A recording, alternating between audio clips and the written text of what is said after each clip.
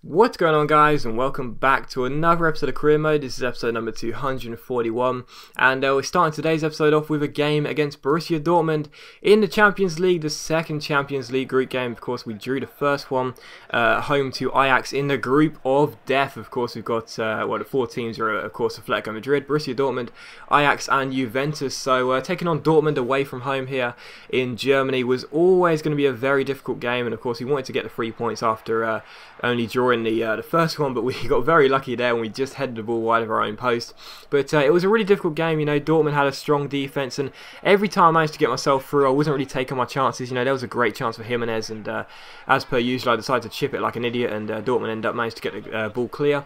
But, you know, there were very few chances, and the ones we did get came to us, really, and we just didn't make the most of them. And here you see Jimenez in the 54th minute go through here with some nice skill moves to get past, I think it's Sven Bender, with some nice skill moves. Then the roulette plays it back to Poke, who plays it to Mayoral. His shot is well saved, and the game ends up finishing 0-0. So 2 draws, really frustrating, to be honest. I mean, I don't know, I was hoping for the 3 points in this game. I really was. I felt like we could get the 3 points here against Dortmund. Dortmund are a good side, obviously, but I felt we could get the 3 points. And the fact we have another draw is really, really disappointing because, you know, this is the group of death, man. Juventus, Dortmund, and Ajax. These are 3 really big teams to play against. And the fact that we're not doing the business after the first couple of games is not good enough. You know, I want to win the Champions League with Atletico Madrid before the series ends, and as this could be our last season, I'm not really doing it so far. I'm not really getting off to a good start. You know, I mean, last year, of course, we got knocked out in the group stage, and who knows, at this rate, we could have the exact same thing happening again. So anyway, here's a squad report as we enter the new month. Look at Marcano, 89 rated. 89 rated, can you believe that? Oh my god, seriously, if you want to go back and see the moment we signed him in this series, go back to episode number 68. That was the first time we ever saw Felipe Marcano. Got him from our Paraguayan scout. It's just amazing how he's improved. 89. I honestly never thought we would see Marcano get to the 90s before the series was over, and touch wood, try not to jinx it. I genuinely believe come the end of this season Marcano will be a 90 player, and that is absolutely awesome, and I love it. Anyway, here's a look at the league table, and we're looking very good at the moment. I definitely think as though this year could be the year to split the two between Barcelona and Real Madrid, and hopefully go ahead and win it. So I definitely think we could do that. But we took on Real Betis for the game here, the first league game of the episode, and it was the most boring game of FIFA I think I've ever played.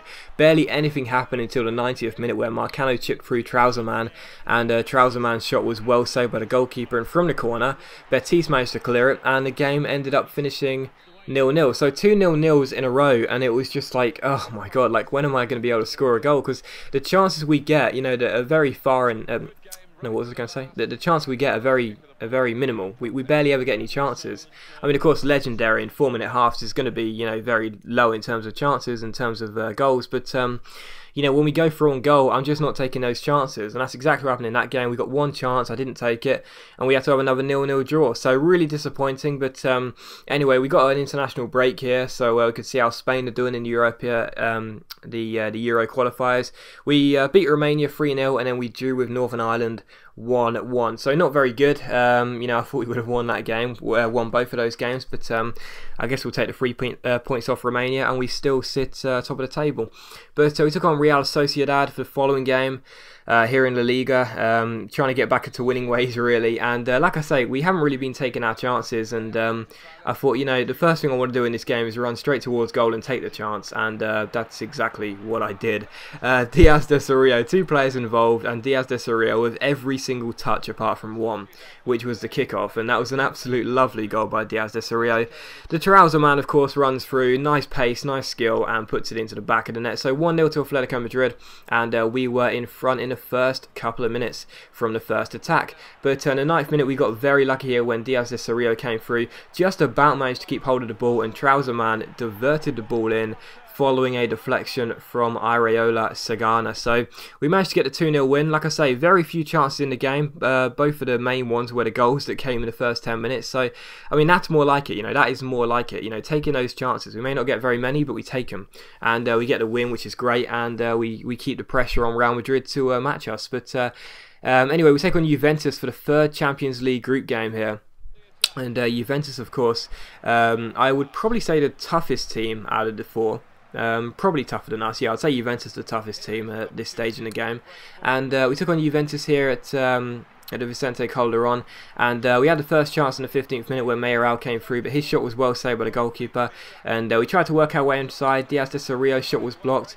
The shot just kept on getting blocked before Juventus managed to clear the ball, but only to Leon Brito, who found it. Jimenez down the right hand side, skips past his man, lovely piece of skill, cuts inside here and gets taken out, and it is a definite penalty. So penalty to us. We hadn't been taking too many chances in this episode apart from the last game, so when we got the penalty here, we had to give it to Marcano, of course. Trouser man, you know, you may have the best penalty stat, I think he does anyway, but it's got to be Marcano that takes it. Got to get him to 90, get him as many stats as possible.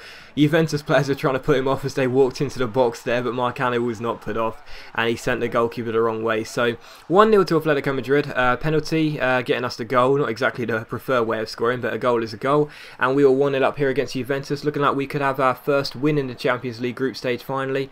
And in the 29th minute, Diaz de Cerrillo, Trouser man, comes through here, tries to chip the goalkeeper, and it hits the post and is claimed by the keeper. Very unlucky from Trouser man there, and the score remained 1-0. And just after half time, Mayoral found Guali, who played it to Marcano, who found Trouser man. Trouser man played out wide to Jimenez. Lovely build up here.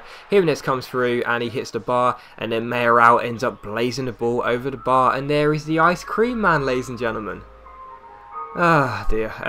Anyway, in the 65th minute, Diaz de Cerrillo picks the ball up here, goes down the left-hand side. Trouser man using his skills. Gotta love Trouser man and those 4-star skills. Finds Marcano with the 5-star skills, comes through here, gets taken out as he's going to take a shot, and the referee, rightfully so, gives the penalty. So a chance to double our lead from the spot here. Marcano scored the first one, so we give it to him again. Can Marcano get the better of Rafael for 2 times in this game? He steps up against the goalkeeper and smashes it down the middle. So 2 goals for Marcano, both penalties.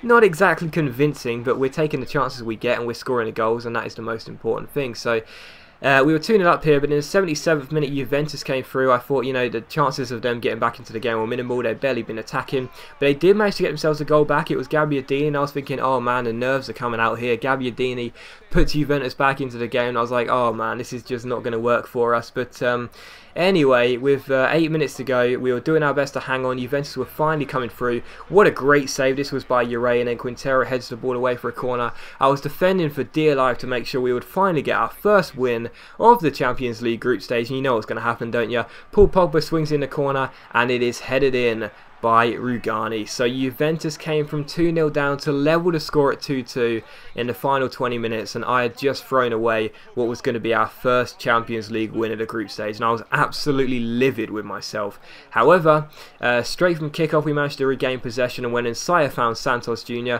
the Brazilian came through off the bench and smashed it into the back of the net. What a finish by Santos Jr. off the bench in what I believe his first appearance for us, or maybe his second appearance for us. But anyway, the Brazilian makes it 3-2 here, and we were back in front, and I was like so relieved, you know. And then the 90th minute, Mayoral robs his man here. It comes to Capovi, finds Ensaya, and Ensaya finds Santos Jr. and Ensaya was awesome at linking the play up. Santos Jr. rounds the goalkeeper into Timur Capovi comes off the bench and steals Santos Jr.'s second goal. That was a goal steal by Timur Capovi, but I don't care. We won the game 4-2, and we finally have our first Champions League win. And to prove that this is anyone's group is because you're going to see the league table here. And before that game was played, we were sitting in 4th place, I think. It was either 4th or 3rd anyway, and we're now up to 1st. I'm pretty sure we were actually sitting 4th, and now we're 1st. It's anyone's group. We're leading it with 5 points, then Ajax with 4, and Dortmund with 3, and Juventus with 2, I think, or was it 3?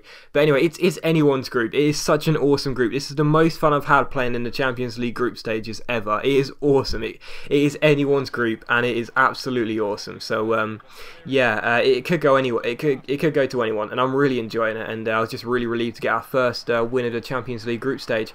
But we took on Real Valladolid for the following game here, and anyway, it was Ensaya who came through here and lost the ball. Capovi took aim from range. He hit the bar, but Mayol just about managed to squeeze the ball in after some poor defending. So 1-0 to Atletico Madrid, trying to carry on with this win streak here and make it 3 wins out of 3.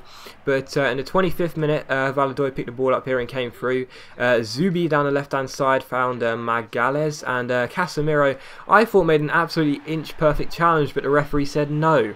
I honestly thought it was a perfect challenge by Casemiro, but the referee said no. And to piss me off even more, he gave Casemiro a red card. I was like, no way was that a red card. You know what I mean? If you want to give a penalty, okay, it's a 50-50 penalty, but no way is that a red card. Seriously, he got the ball clearly. But anyway, the referee gave it, and I had to sit there and bite my tongue. And it was a penalty to Real Valladolid. Trying to save it, but I'm absolutely terrible at saving penalties. And it was shown there as Magalhaes smashed the ball into the back of the net. So 1-1 here, Real Valladolid back on level terms. And in the 60th minute here, Mayol picked the ball up and found Nsaya. And Nsaya took aim from range, but the Real Valladolid goalkeeper was playing very well. So still 1-1. But in the 68th minute, Mayol picks the ball up and finds Nsaya. And Nsaya with two heads it back to himself and then heads it back on the Trouser Man. Trouser Man skips past his man here. Nice dribbling from Trouser Man, using his pace and the acceleration. Chips the ball to the far post, and Nsaya just loops his header over the goalkeeper and puts it into the back of the net. So 2-0 to Atletico, 2-1 to Atletico Madrid, back in front. And Nsaya with the goal, and that was awesome. And we were back in front. But in the 74th minute, Real Valladolid came through here and tried to get themselves back in front here. But anyway, look at this from Vegas, clearing the ball off the line. That was absolutely, well, not clearing it off the line, but making the goal-saving challenge. That was awesome. And we get the win by 2-1, and that is fantastic news for us. And as always, guys, a big thank you for watching. Just realised I'm coming towards the end of the video. As always, thanks for watching today's video. I really hope you enjoyed it. And if you have, please leave a like, because that really helps my channel out and only takes a second. And I'll see you for the next episode of Career Mode very soon.